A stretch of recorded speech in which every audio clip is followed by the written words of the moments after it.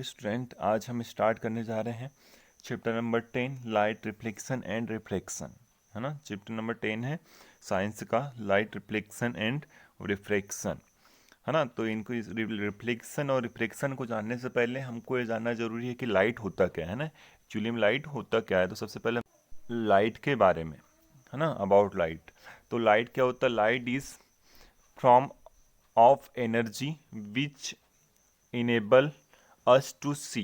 यानी लाइट क्या होती है? एक फॉर्म होती है एनर्जी की। एनर्जी की क्या होती है? एक फॉर्म होती है which enable us to see, यानी जिसको हम देख सकें। यानी एनर्जी की एक ऐसी फॉर्म होती है जिसको हम देख सकते हैं, है ना। तो वो क्या कहलाता है? लाइट, है ना। अब देखते हैं कि लाइट की प्रॉपर्टीज क्या होती है। लाइट की प्रॉपर्टीज क्या होती है? इट इज इलेक्ट्रोमैग्नेटिक वेव और it does not require any medium. यानी लाइट क्या होता है कि इलेक्ट्रोमैग्नेटिक वेव होता है। लाइट क्या होता है?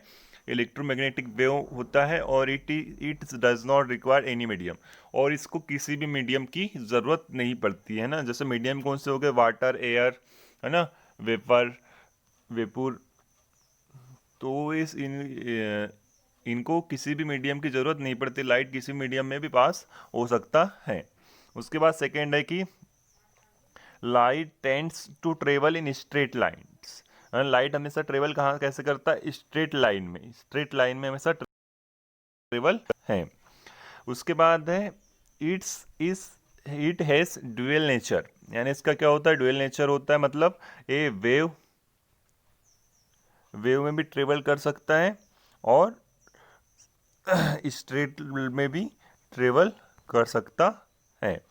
उसके बाद लाइट कास्ट शेडोज, मतलब एक लाइट क्या बनाता है? शेडोज बनाता है ना। जैसे हम चलते हैं तो साइड में हमारी एक परछाई चलती है, वो परछाई किसकी वजह से होती है? लाइट की वजह से होती है।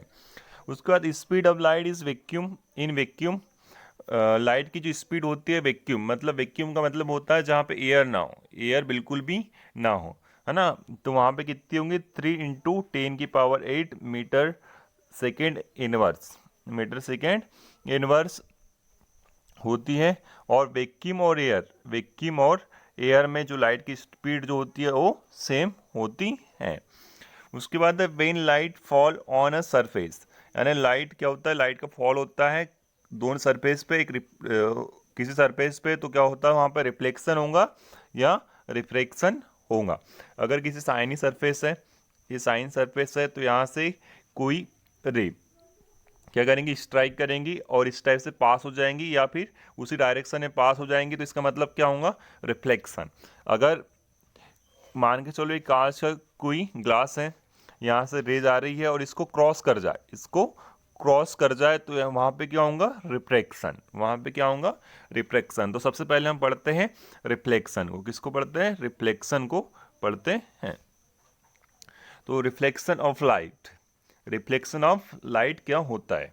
When light bounce back after strike a polish surface. यानी लाइट क्या हो? बाउंस बैक हो after strike a polish surface. Polish surface पे क्या हो? लाइट क्या हो?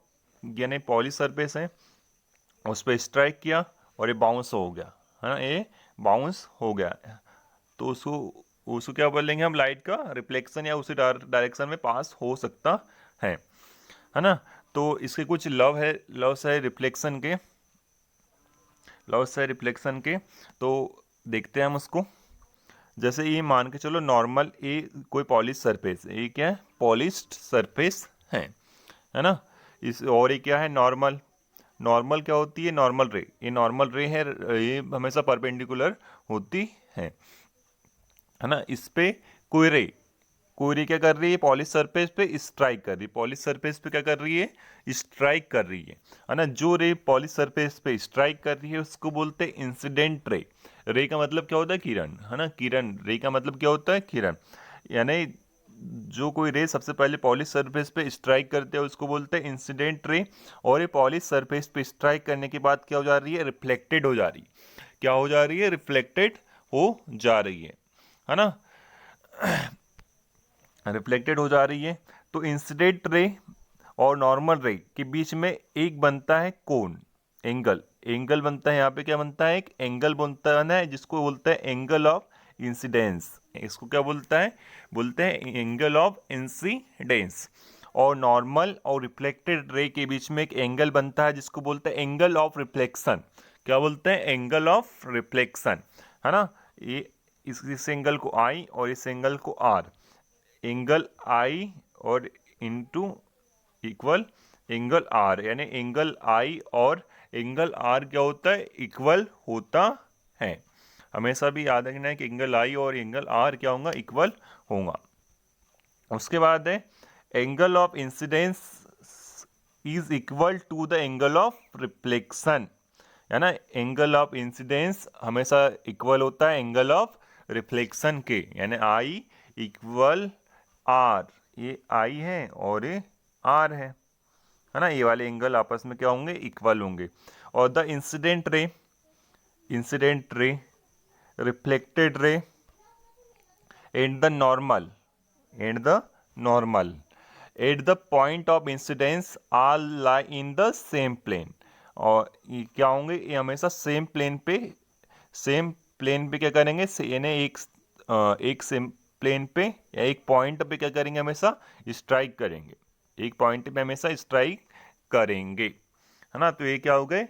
रिफ्लेक्शन, लॉस ऑफ रिफ्लेक्शन के। ये बहुत इंपॉर्टेंट क्वेश्चन है, एग्जाम में आता है। इसके बाद है इमेज, है ना। इमेज के बारे में देखते हैं कि इमेज होती क्या है।